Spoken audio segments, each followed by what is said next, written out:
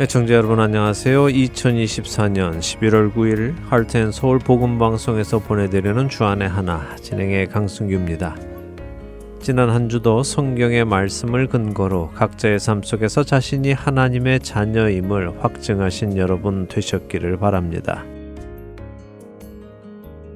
2024년 애청자 설문조사가 실시 중입니다. 여러분의 소중한 의견이 속속 들어오고 있는데요. 설문에 참여해 주신 여러분들께 먼저 감사드립니다. 아직 참여하지 못하신 분들 다음 주인 11월 15일까지 보내주시기를 부탁드립니다. 전화기나 인터넷으로도 설문에 참여하실 수 있으니 필요하신 분들 사무실로 연락 주시면 참여하실 수 있도록 도와드리겠습니다. 여러분의 의견을 충분히 듣고 이 시대 우리 그리스도인들이 주님께서 기뻐하시는 모습으로 빚어져 가는 데에 필요한 프로그램들을 제작하도록 하겠습니다. 여러분의 적극적인 참여 다시 한번 부탁드립니다. 첫 찬양 함께 하신 후에 말씀 나누겠습니다.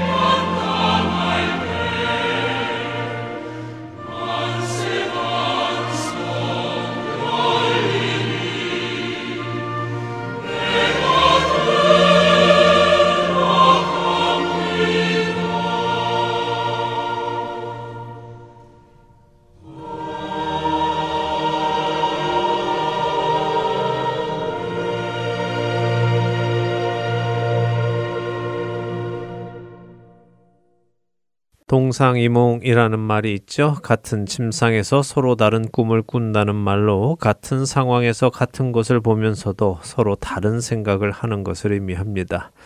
예를 들어 어떤 일을 하면서도 그 일을 통해 이루려는 것이 서로 다르다면 동상이몽이라고 할 수 있겠죠.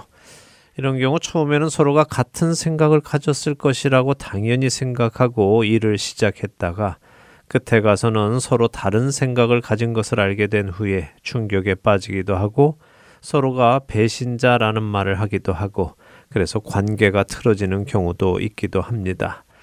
세상을 살면서 동상이몽을 하면 관계가 어려워지는데요. 그런데 성경을 볼 때 성경의 저자이신 하나님과 우리가 동상이몽을 한다면 어떨까요?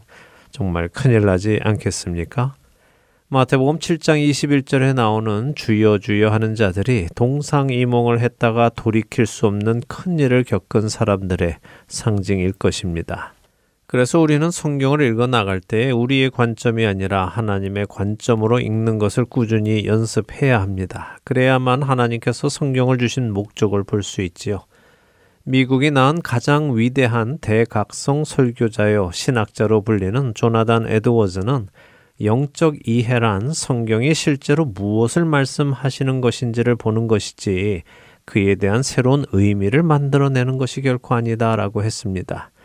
성경이 하시는 말씀의 의도를 파악하는 것이 성경을 이해하는 것이지 그 말씀이 나에게 어떻게 느껴지는지 나에게 어떤 위로를 주는지 이런 것에 집중하는 것이 아니라는 말씀이죠.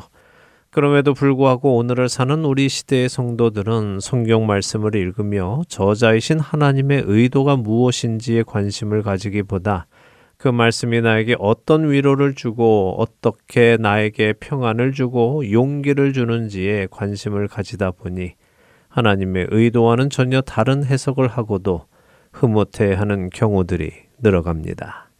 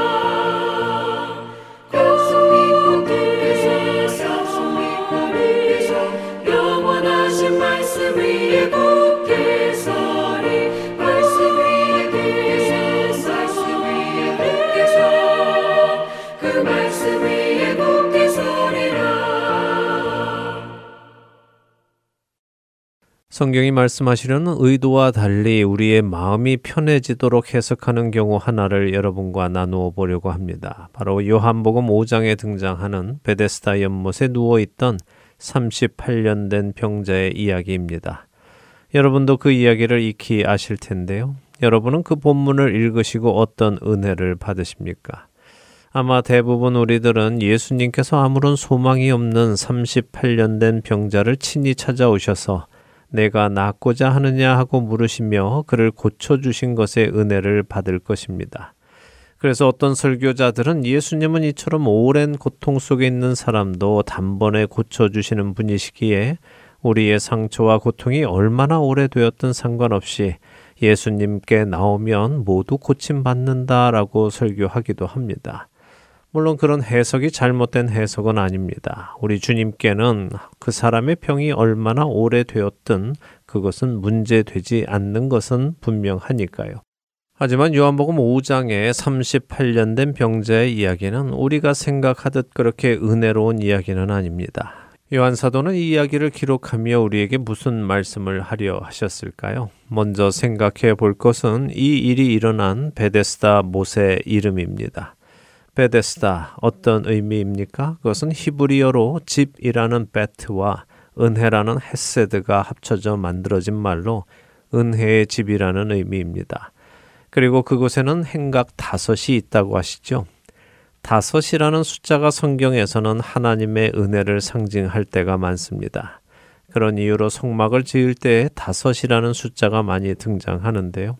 성막을 가리는 휘장의 높이가 5규빗이고 휘장을 5폭으로 서로 연결하여 만들고 성막에서 제사를 드리는 놋제단의 길이가 5규빗이고 넓이가 5규빗이며 성막의 울타리도 5규빗입니다. 또한 하나님의 은혜를 상징하는 하나님의 말씀이 담긴 모세의 글도 모세오경 5권으로 되어 있지요. 밝고 묘한 그 말씀 생명의 말씀은 귀한 그 말씀 진실로 생명의 말씀이 나의 길과 믿음 밝히 보여주니 아름답고 귀한 말씀 생명샘이로다. 아름답고 귀한 말씀 생명샘이로다. 귀한 주님의 말씀은 내 노래 되도다. 모든 사람을 살리는 생명의 말씀은 값도 없이 받아 생명길을 가니 아름답고 귀한 말씀 생명샘이로다. 아름답고 귀한 말씀 생명샘이로다.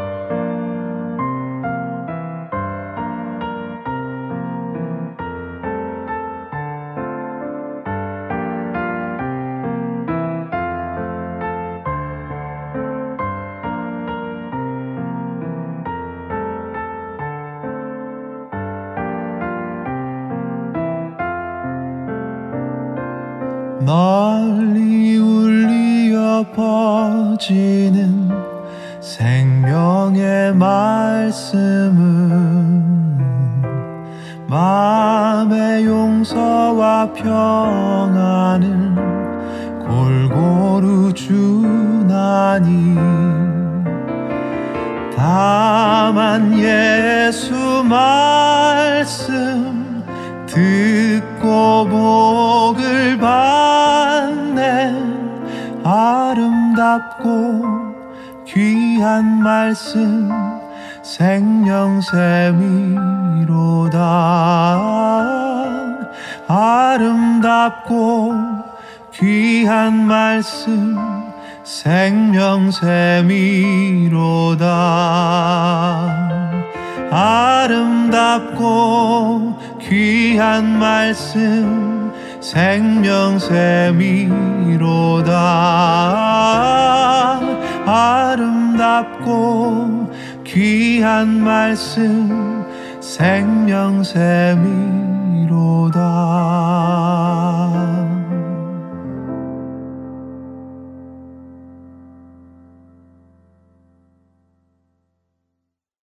여러분과 함께 기도하는 1분 기도 시간입니다. 오늘은 인도네시아에서 선교하시는 원정필 선교사님께서 기도를 인도해 주십니다.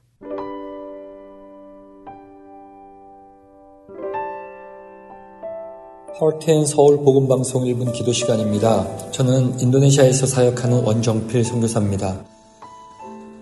선교사에게 가장 중요한 사역은 예배를 세우는 것입니다. 예배를 세우는 일은 비단 선교지뿐만 아니라 복음이 선포되는 모든 곳에서 필수적입니다. 하지만 최근 들어 형식적인 예배에 대한 피로감으로 인해 예배의 형식과 본질이 모호해진 것을 봅니다. 특히 선교지에서는 이러한 혼란이 더욱 두드러집니다. 많은 이들이 예배를 단지 찬양의 시간으로만 이해하거나 좋은 말씀을 그냥 듣고 자신을 변화시키는 시간으로, 혹은 삶을 돌아보며 결단하는 시간으로, 또는 어떤 사역을 실천하는 것으로 대체하며 오해하는 것을 봅니다. 그러나 성경은 예배에 대해 명확하게 가르치고 있습니다. 예배는 주님께만 집중하는 시간입니다. 스가랴 선지자를 통해 하나님께서는 이스라엘 백성에게 금식하고 애통하는 것이 나를 위한 것인지 너희 자신을 위한 것인지를 물으셨습니다. 예배는 우리를 위한 시간이 아니라 주님을 위해 나 자신을 드리는 시간입니다. 요한복음 12장에서 마리아가 값비싼 향유를 예수님께 부어 자신의 머리카락으로 예수님의 발을 닦는 이 장면은 예배의 본질을 잘 보여준다 생각합니다. 고린도전서 11장에서 여자의 영광은 머리카락이라 말합니다. 마리아는 자신의 영광을 가장 낮은 일, 즉 발을 닦는 일에 사용했습니다. 당시 발을 씻기는 일은 가장 천한 노예가 하는 일이었습니다. 마리아는 자신의 영광을 예수님의 먼지 묻은 발을 씻는 데 들였으며 물이 아닌 가장 비싼 향유를 부었습니다. 이것이 바로 예배의 본질입니다. 예배는 존귀하신 주님 앞에서 우리 자신을 낮추고 가장 귀한 것을 드리는 풍성한 헌신입니다. 예배는 오직 하나님께만 드려야 하며 우리의 가장 깊은 감정을 사로잡고 동시에 가장 신성한 진리로 이루어져야 합니다. 우리는 하나님께 향기로운 제물로 예배해야 하며 이는 성막에서 상징적으로 이미 표현되어 있습니다. 우리의 선교지에 이러한 참 예배가 뿌리내릴 수 있도록 기도 부탁드립니다. JIU와 CGA와 그리고 저희 유치원 사역의 그 모든 학생들에게 이러한 참 예배가 뿌리내릴 수 있도록 기도 부탁드립니다. 기도하시겠습니다.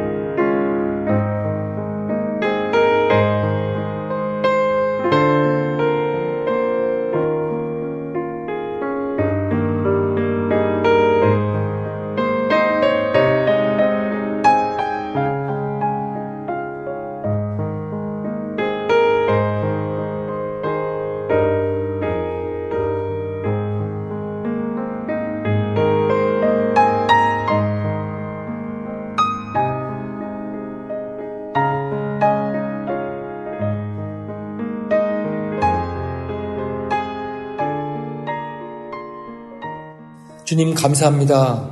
죄인된 우리에게 만유의 구주 되신 참 하나님을 예배할 수 있는 은혜를 주셔서 감사합니다. 우리로 참 예배자가 되는 은혜를 더 부어주시기를 원합니다.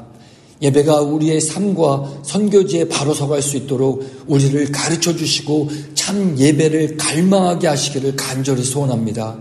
참 예배만이 우리의 모든 삶의 원동력이 되게, 그리고 그러한 참 예배가 온 선교지에 회복되게 하시길 간절히 소원하며 예수 그리스도의 존귀하신 이름으로 간절히 기도드립니다. 아멘.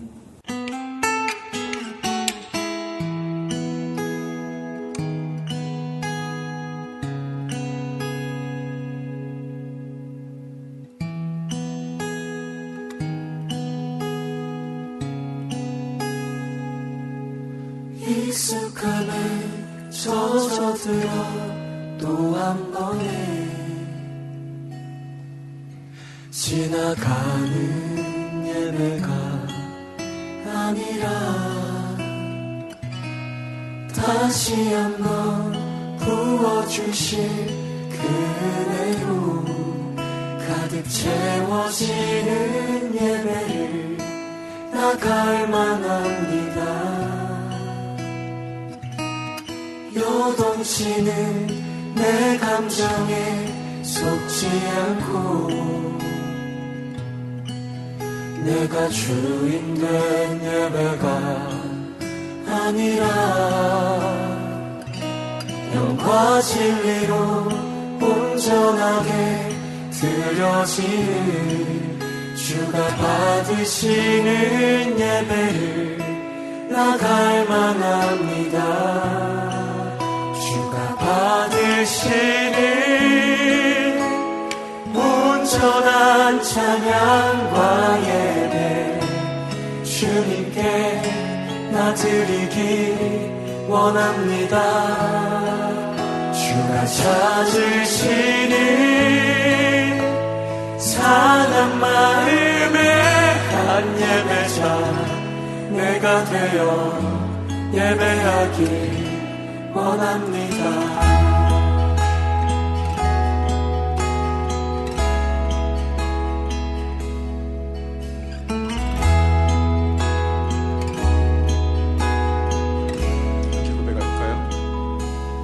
익숙함에 젖어들어 또 한 번에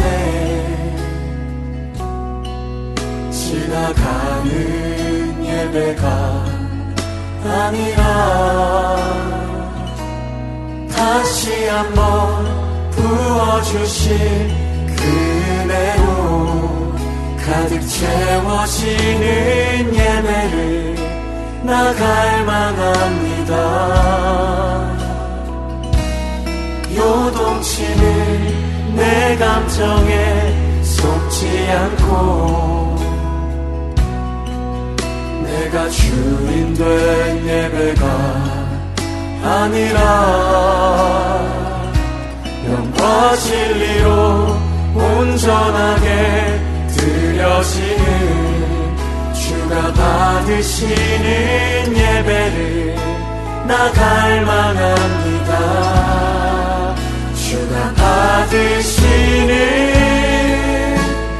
온전한 찬양과 예배 주님께 나 드리기 원합니다. 주가 찾으시는 상한 마음의 한 예배자 내가 되어 예배하기 원합니다. 주가 받으시는 온전한 찬양과 예배 주님께 나 드리기 원합니다. 주가 찾으시는 상한 마음의 한 예배자 내가 되어 예배하기 원합니다. 주가 찾으시는 상한 마음의 한 예배자 내가 되어 예배하길 원합니다.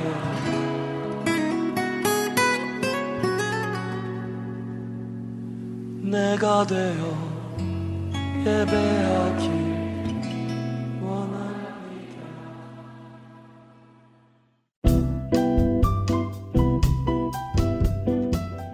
2024년 할텐서울 복음방송 애청자 설문조사가 진행 중에 있습니다.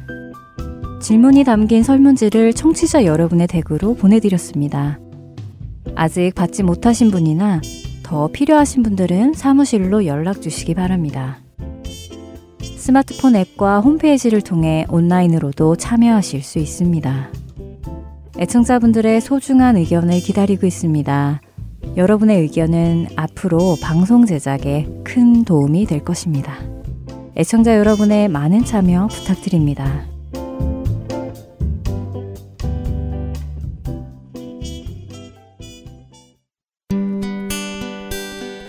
기쁜 소식 사랑으로 땅끝까지 전하는 아랜소.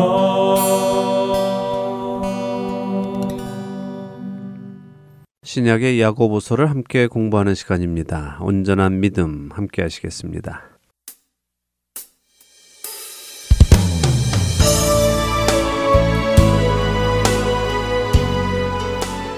애청자 여러분 안녕하세요. 야고보 사도가 쓴 편지 야고보서를 공부하는 시간입니다.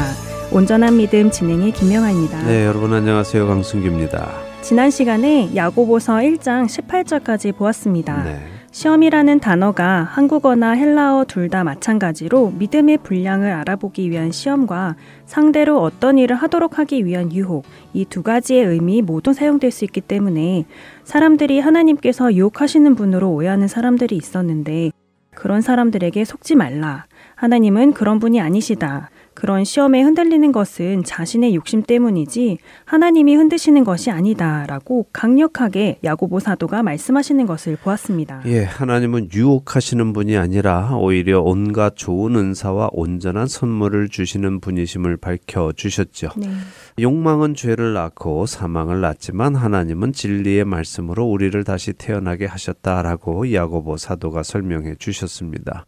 그렇게 이제 우리는 의의 자녀로 욕망을 이루려 사는 것이 아니라 의를 이루며 살아가야 하는 것입니다. 계속해서 야고보 사도의 말씀 들어보지요. 야고보서 1장 19절과 20절 읽으며 오늘 이야기 시작하겠습니다. 네, 야고보서 1장 19절부터 읽습니다. 내 사랑하는 형제들아 너희가 알지니 사람마다 듣기는 속히하고 말하기는 더디하며 성내기도 더디하라. 사람이 성내는 것이 하나님의 의를 이루지 못함이라. 저는 성경을 어느 특정 구절만 딱 떼어서 읽고 해석하는 것을 위험하다고 생각하는 사람인데요. 왜냐하면 제가 처음 성경을 보던 때에 늘 그렇게 여기 한두 구절 저기 한두 구절 이렇게 사람들에게 듣고 혹은 읽고 문맥 안에서 그리고 배경 안에서 그 구절을 이해한 것이 아니라 그냥 그 문장이 주는 느낌으로 이해를 했다가 나중에 성경을 제대로 읽으면서 많은 낭패를 보았거든요. 사실 우리가 지난주에 읽었던 1장 17절의 말씀, 조금 전에 제가 인용했던 말씀이지요. 온갖 좋은 은사와 온전한 선물은 다 위로부터 온다 하는 이 말씀도요. 임신 축하 메시지로 자주 사용이 됩니다. 하지만 그 구절의 문맥상의 의미는 임신하고는 상관이 없지요. 네, 임신 축하 메시지로 사용한다고요? 네. 그러고 보니 저도 임신 축하 카드에 그런 메시지가 적혀있는 카드를 판매하는 것을 본 기억이 있어요. 네. 사실 저도 제가 알던 구절의 의미가 그런 의미가 아니었다는 것을 알게 될 때 정말 깜짝깜짝 놀랍니다. 그런데 지금 읽은 이 구절도 그런 구절인가요? 예, 이 구절도 그런 경향이 있죠. 이 두 구절 야고보서 1장 19절과 20절 지금 읽어보면 어떻게 보통 이해를 합니까? 글쎄요. 상대방의 말은 속히 듣고 남들에게 말하는 것은 충분히 생각해서 하고 쉽게 화를 내지 말라. 이런 말씀 아닌가요? 네, 그냥 이 구절만 읽으면 그렇게 이해되는 것이 자연스럽습니다.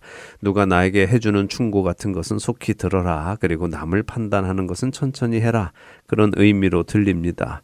근데 좀 이상하지 않습니까? 시험과 시련 이야기를 하시다가 갑자기 뚱딴지같이 남의 말 듣기는 속히 듣고 말하기는 더디하라 하시는 것이요. 네, 그러네요.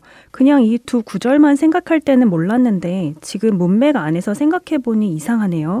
그럼 앞에 시험과 시련과 어떤 관련이 있는 말씀이겠네요. 네, 시험과 시련과 관련이 있다기보다는요. 앞에 하신 말씀과 관련이 있습니다. 앞에 하신 말씀이요? 네, 우리가 나눈 것처럼 시험이라는 의미가 두 가지로 이해될 수 있지요.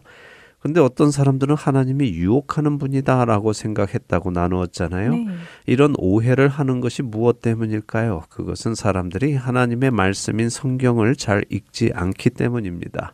사실 성경이 그때나 지금이나 잘 읽혀지지가 않습니다. 흔히 성경을 역사에서 가장 많이 팔린 책이다라고 하잖아요. 그렇죠. 역사상 가장 많이 팔린 베스트셀러라고 하죠. 네, 그런데 그렇게 많이 팔린 책이면서도 또 그렇게 많이 읽혀지지 않고 있습니다. 성도들 중에 성경을 제대로 다 읽어본 성도가 몇이나 됩니까? 얼마나 안 읽으면 교회에서 늘 그렇게 성경 일독 운동을 벌이겠습니까? 하긴 그렇네요. 참 아이러니합니다. 가장 많이 팔린 책인데 팔리기만 하고 읽히지는 않았다는 것이요. 예, 성도들 중에는 성경책을 마치 어떤 부족처럼 지니고만 있어도 거기에서 어떤 능력이 나와서 자신을 보호해 준다고 생각하는 분들도 계시는 것 같습니다. 그래서 읽지는 않지만 성경을 사서 차에도 두고 침실에도 두고 하는 분도 계시는데요. 사실 제가 그랬거든요. 예, 성경을 차에 두면 교통사고 안 날 것 같은 느낌이 들고 그래서 차에 두고 다녔습니다.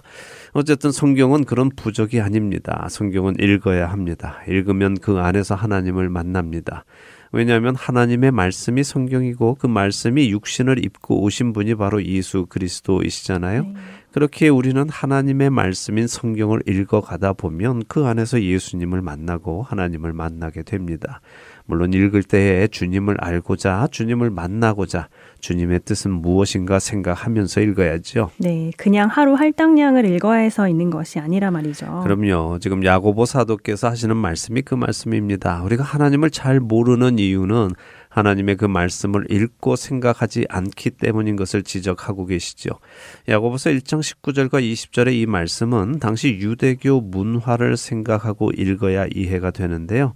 자, 당시에는 성경이 구약만 있었죠. 네, 야고보 사도 때는 아직 신약 성경이 만들어지지 않았으니까요. 그렇겠죠? 네, 그렇습니다. 그런데 그 시대의 성경은 어떻게 생겼습니까? 오늘 우리처럼 이렇게 책이었습니까? 아니요, 두루마리에 쓰여졌다고 들었는데요. 맞습니다. 파피루스라고 해서 양피지 같은 것에 글을 필사해서 둘둘 말아서 보관을 했습니다. 그러니 성경이라는 것이 그 양이 얼마나 많았겠습니까? 그리고 그것을 일반 유대인들이 집집마다 가지고 있었을까요?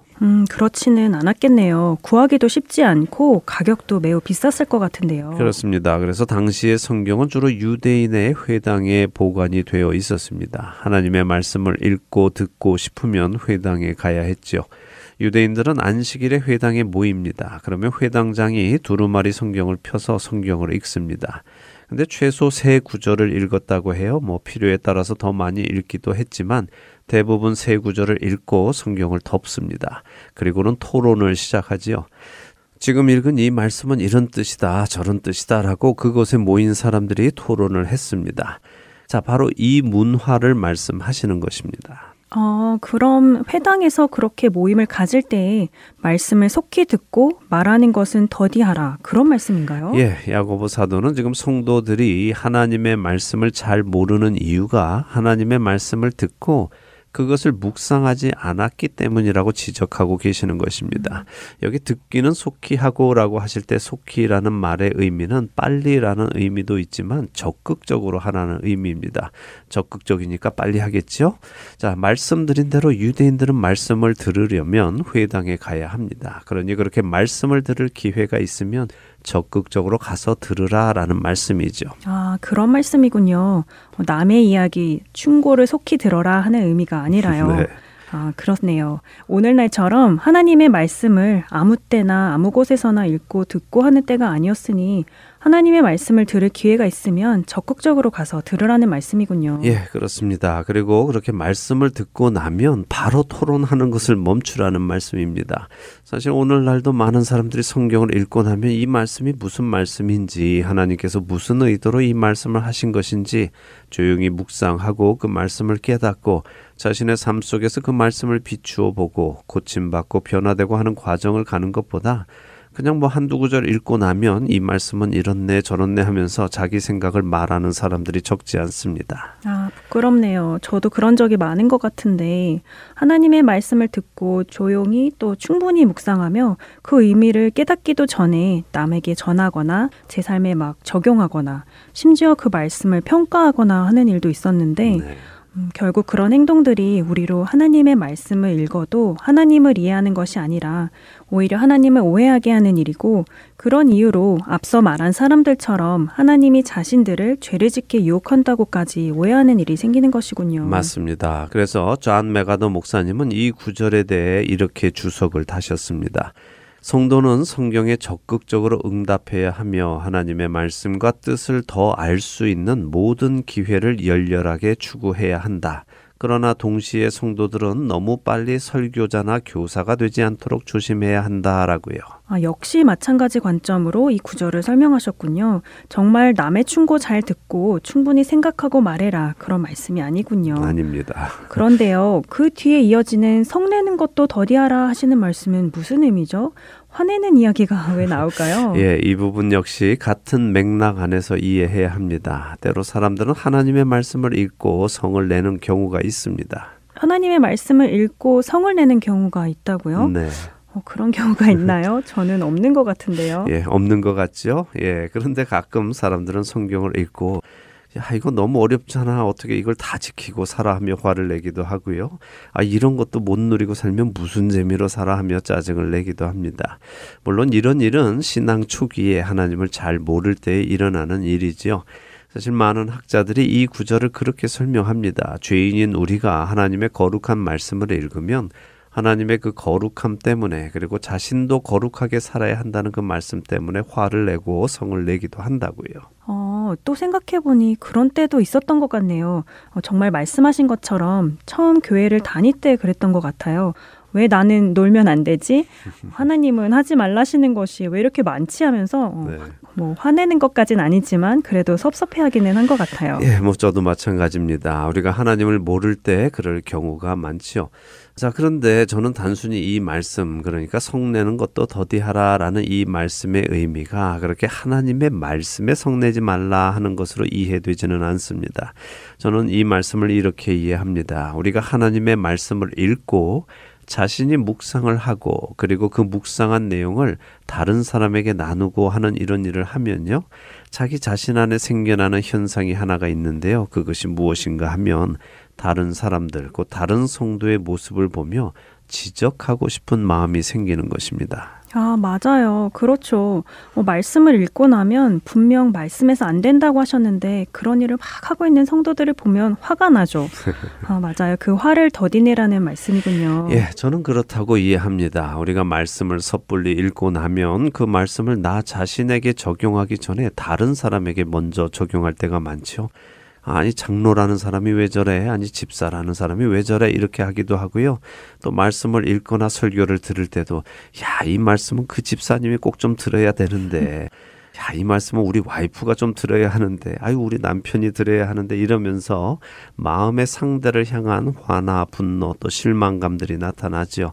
그래서 자칫 정말 그 사람을 찾아가서요.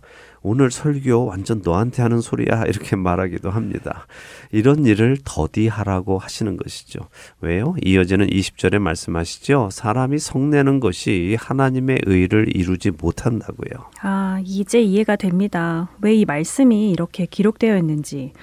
그러니까 이렇게 성경을 섣불리 읽고 제대로 묵상도 하지 않은 채 그리고 자기 자신에게 비추어 보고 자신을 점검도 하지 않은 채 남들에게 그 말씀을 적용하며 이런저런 잘못을 지적하고 그들에게 성을 내고 하는 것이 하나님의 의가 이루어지는 것이 아니라는 말씀이군요. 맞습니다. 사실 분노라는 것이 하나님으로부터 오는 분노도 분명히 있습니다. 거룩한 분노이지요.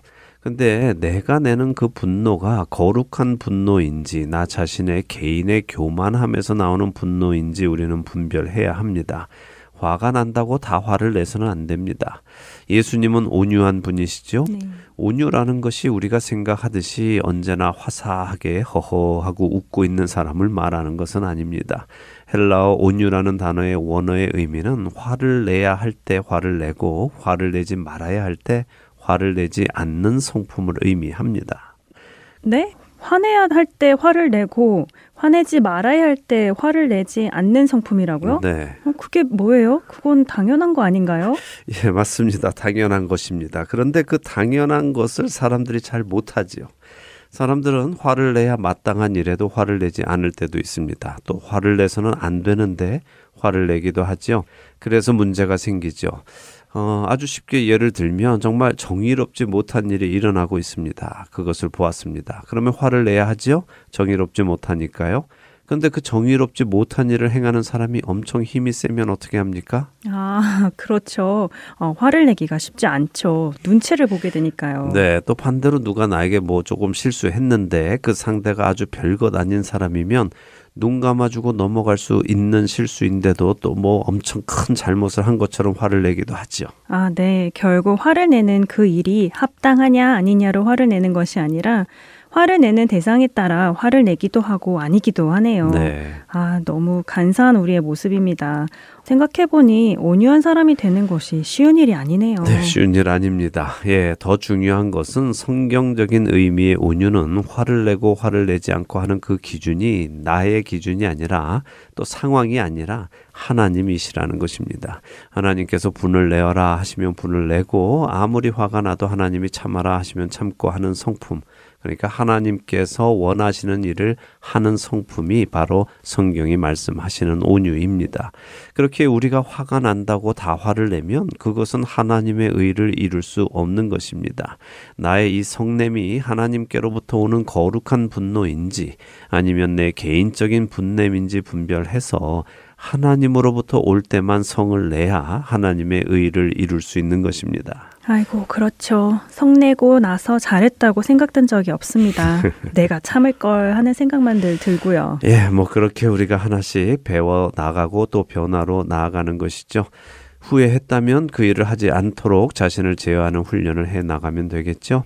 결국 오늘 읽은 이 두 구절, 19절과 20절의 말씀은 하나님의 말씀을 우리가 적극적으로 들어야 하고 말씀을 듣고 오랜 시간 묵상하고 점검하고 자신을 돌아보고 그리고 그 말씀을 통해 하나님을 알게 돼야 하나님을 향한 오해가 없다는 말씀이고요. 섣불리 말씀을 읽고 그것을 다른 사람을 향해 정죄하고 성내고 하는 일을 막아야 한다는 것입니다. 어떤 일을 보고 내 안에 분노가 차오를 때 그 분노가 거룩한 분노인지 아닌지 확인하는 훈련을 해야 할 것 같아요. 네. 그런데 거룩한 분노는 어떤 때에 나오나요? 성경에 그런 예가 있나요? 예가 많이 있죠. 모세가 십계명을 받아서 시내산에서 내려올 때 하나님께서 모세에게 내려가라. 내가 애굽 땅에서 인도해낸 내 백성이 부패하였다라고 하시죠. 특이한 것은 하나님께서 이스라엘을 하나님의 백성이라고 부르신 것이 아니라 모세 너의 백성이다 이렇게 표현하셨다는 것입니다. 어쨌든 이때 모세가 내려와서 어떻게 합니까? 백성들에게 화가 나서 십계명을 던져서 깨뜨려 버리죠. 맞습니다. 성경에 보면 모세가 크게 노하여 그렇게 했다라고 말씀하십니다.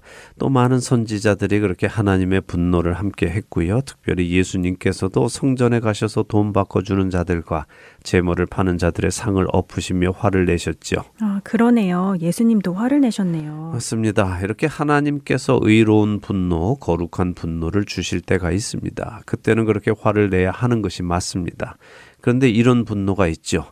나는 봉사하는데 너는 왜 안 해? 나는 새벽기도 나오는데 너는 왜 안 나와? 나는 11조 하는데 너는 왜 안 하고 와서 밥만 축내니? 하는 이런 성내는 것은 거룩한 분노가 아닌 것입니다. 이런 것은 자기 의에서 나오는 분노이지 하나님의 의를 이루는 분노가 아닙니다. 잘 생각하고 자기 자신을 돌아보는 우리가 되기를 바랍니다. 자, 이제 한 절만 더 읽어보지요. 21절 읽어주세요. 네, 야고보서 1장 21절입니다. 그러므로 모든 더러운 것과 넘치는 악을 내버리고 너희 영혼을 능히 구원할 바 마음에 심어진 말씀을 온유함으로 받으라. 네. 또 말씀에 관한 말씀이 나오네요. 예, 계속해서 하나님의 말씀에 관한 이야기로 이어지죠. 그래서 문맥 안에서 봐야 하는 것입니다. 야고보 사도는 모든 더러운 것과 넘치는 악을 내버리라고 하십니다. 이 말은 입고 있는 옷을 벗으라는 말입니다. 더러운 것과 악을 계속 입지 말고 벗어서 버리라는 말씀이군요. 그렇죠. 그리고는 우리의 영혼을 능히 구원할 말씀이 우리 마음에 심어졌다고 하시죠. 자, 심었다 하는 말은 마치 씨앗을 심은 것과 같은 표현입니다. 자, 밭에 씨앗을 심으면 어떻게 해야 합니까?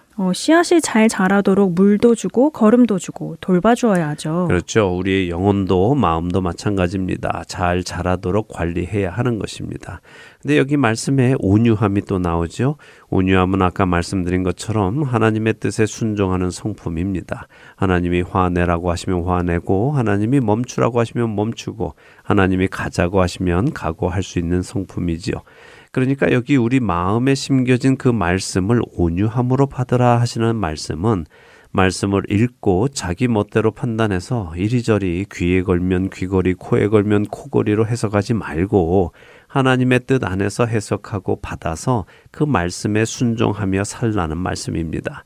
왜냐하면 그 말씀이 바로 우리 영혼을 구원할 말씀이기 때문이죠. 네, 말씀을 듣고 그 말씀에 순종하며 살아가는 것이 성도의 자세이어야 함을 다시 한번 확인하게 됩니다. 네. 오늘 불과 3절밖에 읽지 않았는데 나눌 내용이 너무 많은 것 같아요. 성경이 이렇게 많은 내용을 포함하고 있고 우리가 생각할 것이 많다는 것이 정말 놀랐습니다. 정말 성경 안에는 무궁무진한 내용이 담겨 있는 것 같아요. 말씀을 알아가는 기쁨이 큽니다. 네, 다행이고 감사한 일입니다. 이렇게 온전한 믿음으로 우리가 지어져 가기를 바랍니다. 온전한 믿음 오늘 마칠 시간이 되었습니다. 네, 저희는 다음 주에 또 찾아뵙겠습니다. 한 주간도 말씀을 속히 듣고 말하기는 더디하며 성내기도 더디하는 우리가 되기를 바랍니다. 네, 아멘. 그러기를 바랍니다. 안녕히 계십시오. 안녕히 계세요.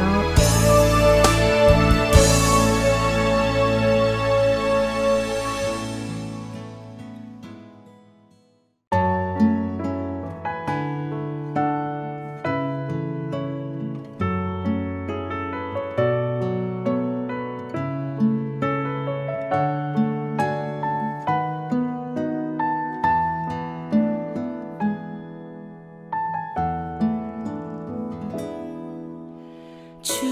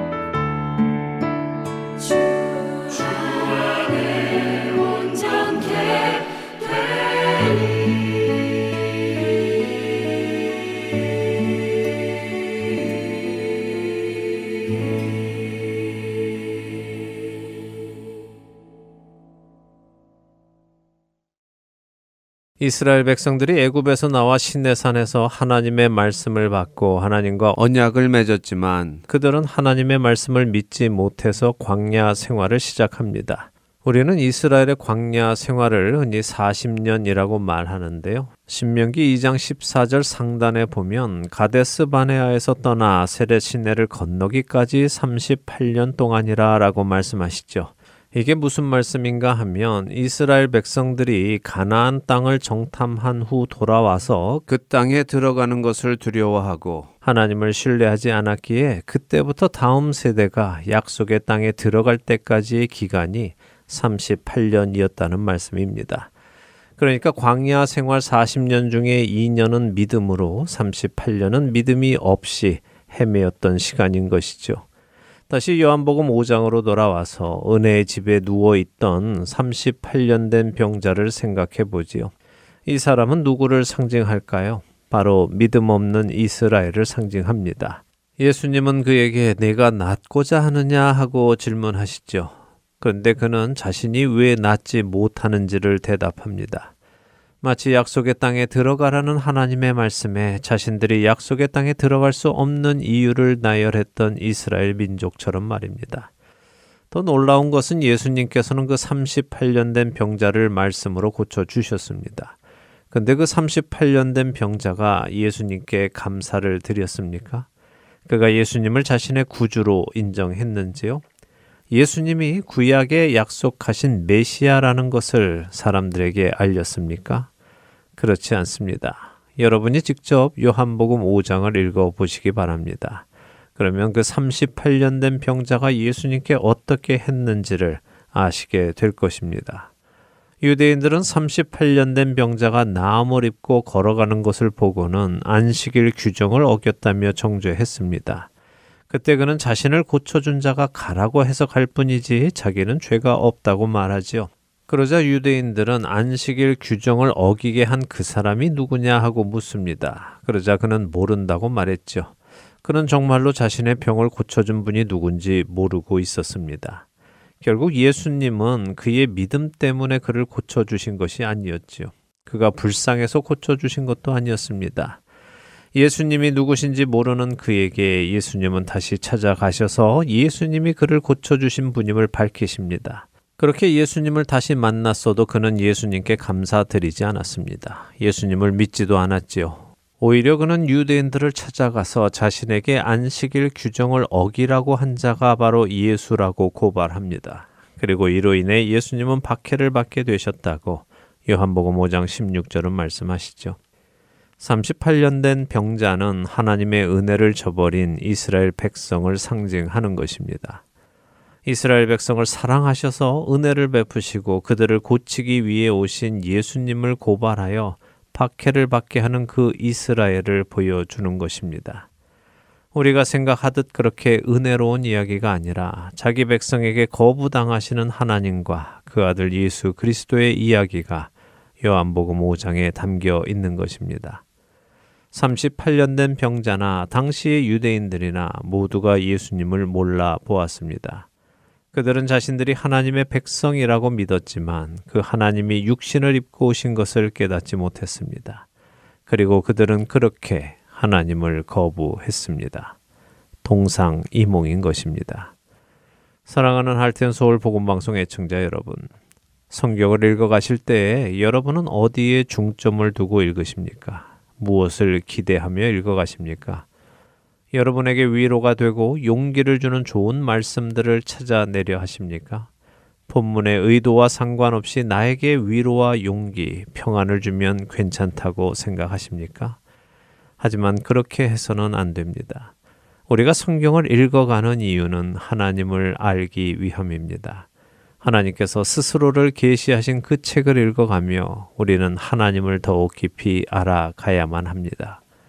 우리가 그렇게 하나님을 알아가게 되면 그분이 우리를 위로하시고 우리에게 용기를 주시고 우리에게 평안을 주시는 것입니다.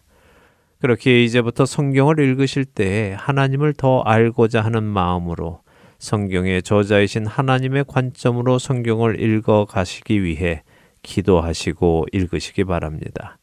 그렇게 읽어 가실 때 하나님의 은혜가 여러분께 임하고 여러분으로 하나님을 더욱 깊이 만나게 해 주실 것이라 믿습니다. 예수께서 제자들 앞에서 이 책에 기록되지 아니한 다른 표적도 많이 행하셨으나 오직 이것을 기록함은 너희로 예수께서 하나님의 아들 그리스도이심을 믿게 하려 함이요 또 너희로 믿고 그 이름을 힘입어 생명을 얻게 하려 함이니라. 요한복음 20장 30절과 31절의 말씀입니다.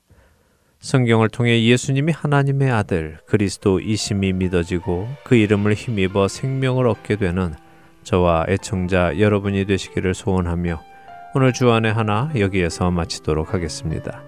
함께해 주신 여러분들께 감사드리고요. 저는 다음 주 이 시간 다시 찾아뵙겠습니다. 지금까지 구성과 진행의 강순기였습니다.